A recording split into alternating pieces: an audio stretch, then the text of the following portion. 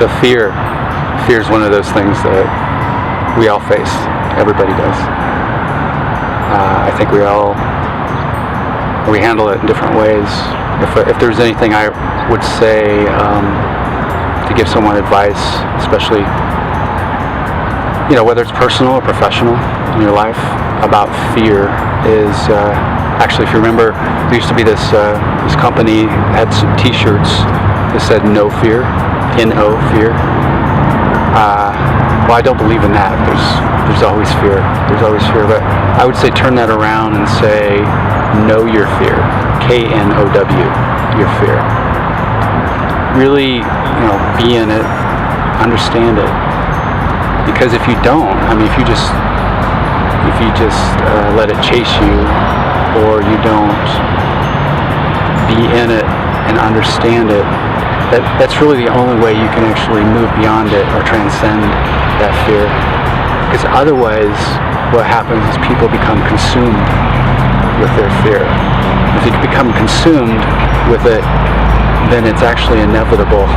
It will happen. Your worst fears, if you have a lot of fear and you focus on that fear, it will happen. I believe that wholeheartedly. So it's really about, what is that fear? Can you understand that? Can you be with it? Understand that it's a feeling, emotion. Yeah. I never thought of it from that perspective, but yeah, that's a good one. Be friends with your fear.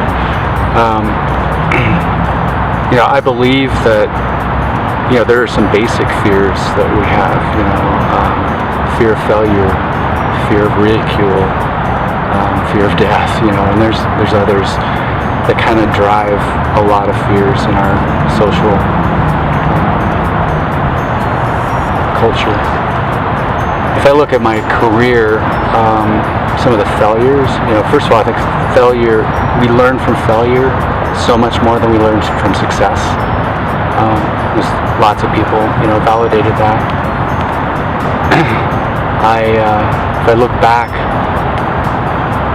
I tell you about one of the biggest challenges. It was actually 1999. This was the big internet boom. I was the CTO of a internet startup called Brainplay, and we did a joint venture with KB Toys, big toy retailer. They put $80 million into the business, and we had a $100 million post valuation, and we spent $40 million on TV advertising in 6 months. We were bringing people to us in a big way, and they were awesome commercials. And I spent $10 million on hardware and software alone. And some of the challenges that we had, I was dealing with, I was buying Sun hardware, and they were having e-cache issues, which means they were blaming these machines. We spent hundreds of thousands of dollars, on these machines, and they would reboot in the middle of a transaction, and Sun was blaming it on these e-cache issues on Sun flares, which is incredible. I'm talking. This machine is rebooting, and you're telling me it's because the sun is having a flare right now. Yes. We're working on the problem.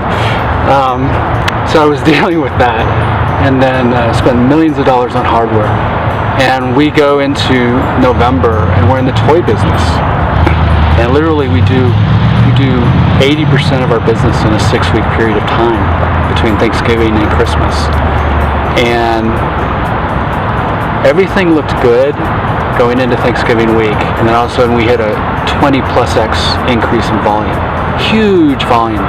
We started seeing an inverted curve in performance on our website, and we didn't know what the problem was. It was a major performance issue, and I was literally sleeping on a cot in my office Thanksgiving week. We had company come in from out of town, and they had to come to the office on Thanksgiving Day to bring me dinner and say hi. And that was pretty miserable. So I spent the rest of my career after that keeping from doing that. That was a big lesson, big failure lesson. And so what happened was, we figured it out. It was like 4 or 5 days what this problem was. It was a technical, very technical database pooling issue. We built our own database pools, and they were, just the way it worked is when the volume went up, we hit a performance problem that caused it to go down. We were literally losing $2 to $3 million a day in revenue. And then we figured it out. We fixed it in an hour. After like 5 days, losing 15 million bucks in revenue. And then it turns out the next Monday, the Wall Street Journal names its best toy site on the internet. Wow, how'd that happen?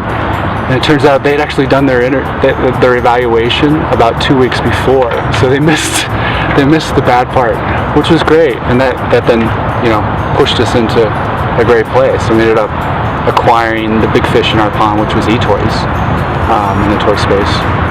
And that company went on to actually be acquired by Toys R Us today. So Toys R Us has the technology. So, but that was one of the most. I mean, if I look at it,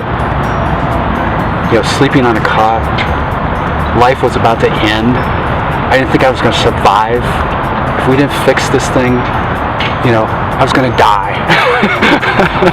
That's how bad it felt, And then looking back, it's like, no, life wasn't going to end. But I never put myself, because of that experience, I never put myself in that situation again. In terms of, I learned so much from that. The risks that we took, the technology change, just such a big change in a short period of time that I got a lot smarter about how do you handle that technology, how do you transition that, how do you launch something, and still take the risks that are necessary to get there, to get to market, but not so much that it costs you $15+ million.